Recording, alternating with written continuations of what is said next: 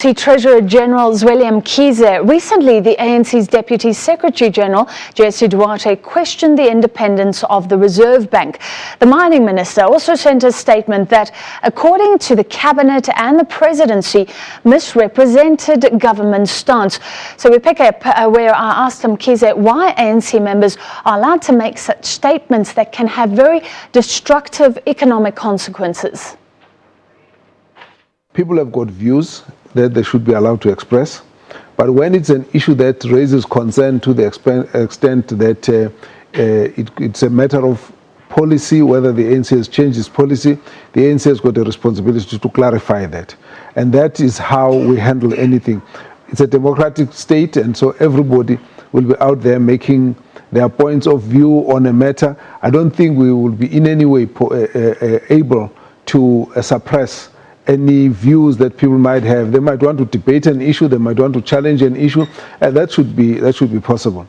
Then when they begin to stray outside what is policy, then the organization and the institutions that are relevant would need to step up and then say, no, that is not correct. In the case of the Minister of Minerals, he made a statement for which the cabinet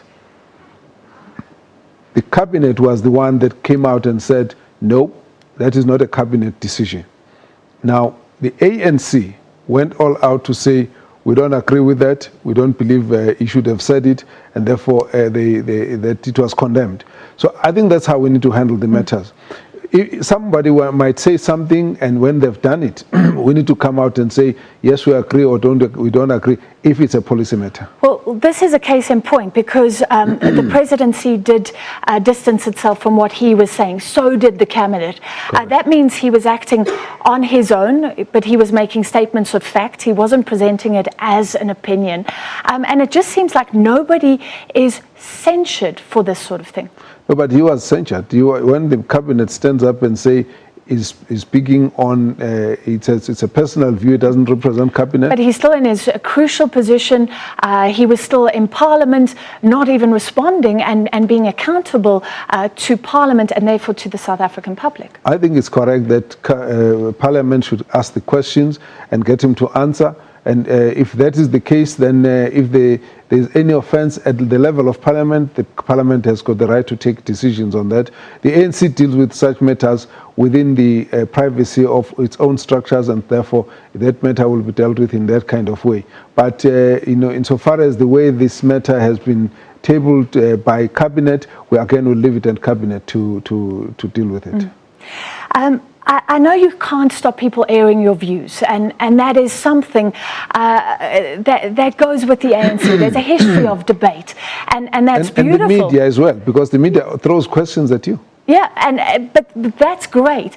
But does the ANC and do ANC members right now, in your opinion, understand the gravity of what some words mean? If you're questioning the Reserve Bank, the economic ramifications when the whole world is watching with these perceived factions, with these perceived attacks on institutions. And it can be a matter of life or death, in my opinion, because people are impoverished. We want to come out of it. We have one of the highest unemployment rates in the world. So it seems then not to be just debate, but very destructive. Look, I think that we must handle each issue as it arises. We must deal with issues where we think that there's a destructive element to it and try and correct it. But I don't think we want to come across as being some censorship board of some sort that will say this can't be asked, you can't question this, you can't question that. I think everyone is open to question every day. People are making comments about the president, the ANC, the government, everybody. So I think that there's that aspect. But what I think we should be doing is to be always, we must observe when people get out of bounds, and therefore we must correct things that we think will have a very significant impact on the economy, on the peace and stability, and so on. And in some instances, people will think it's still free speech, and when you argue about it, at the end we say, if you think it's hate speech, for example, then you must go to the courts and so on. But you can't say beforehand that you should not be allowed to say things that you want to say. You must take responsibility for the things you say, but at the end of the day, we have to encourage everybody to be constructive and to be sensitive to what the impact of all of those issues would be. People will be out there comment about literally every matter in the country. We can't really stop them. But when we think it is out of order, then we must stand up and say so. Well, they are making statements publicly, ANC members, and then you're saying it's being dealt with privately within the party, which leaves us wondering how it's being dealt with. No, it's not all private. Let me give you, with the issue of Minister Zwane, the ANC went public about it. The condemnation is serious.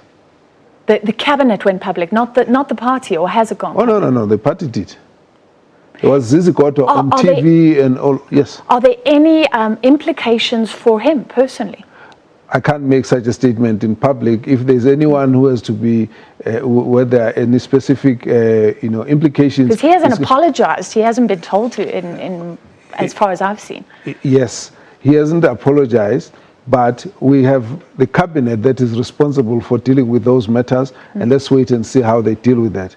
But if there are issues that have to be dealt with within the disciplinary processes of the party, those don't get made public until decisions have been done about them. You normally have to investigate the matter. There's a process of how you go about it. You have to deal with it internally. In some instances, it's a meeting that you need. In some instances, it's counseling that you need. In some instances, it's a reprimand that you do. In some cases, it's to take somebody through a disciplinary process and so on and so on and so on and so on. So until that kind of decision has been taken, I will not be able to say what action needs to be done. I can only say that it is a very significant issue for the African National Congress to condemn a statement made by its leader in public. My final question is, I must first say I appreciate your frankness in dealing with all these issues, and I think everybody does. There's a lot of talk of reassurance, of clarification right now. Do you believe that the public can be reassured when there are real concerns about corruption, about problems at the very top of the party? Are we just going to continue to talk, or do you believe that these issues can be addressed? The jitters right now can be calmed? I think the jitters can be calmed, and I think we just take from a very simple example that you gave us, that there has been reporting of growth of 3.3% in this second quarter, which I think for all of us, we need to say there might have been something that we've done well at that time. There are all sorts of other ifs and buts that are coming up, but that's not the issue. The issue is that there's been a very strong, partnership that's been built between private sector and public sector and government as such, and labor, which really has meant that there's a lot more, open and engagement between these major players in the economy, and that there's commitment to continue with such engagement. And I believe that such an engagement is basically where our hope must lie, in the fact that government, private sector and labor can face each other to thresh out the challenges that they might be facing. And I think if you look around, there's not been too much of stone throwing, if I may call it, between business and government in the past few months, even though there are issues that people have been concerned about, because of the platform where they're threshing those issues. And we've seen also there's quite a lot of labor harmony, and we've not had a lot of difficulties like we would have had about 2-3 years ago. All of these, I think, are indications that South Africa will emerge from the desperate situation and then turn the economy around. And I think we must all be positive and give them support. Was the ANC Treasurer-General Zweli Mkhize. Let's end with this. Shares, would you believe, in tech phenomenon Apple fell today after the company unveiled its new iPhone 7 and updated its watch. The new water and dust resistant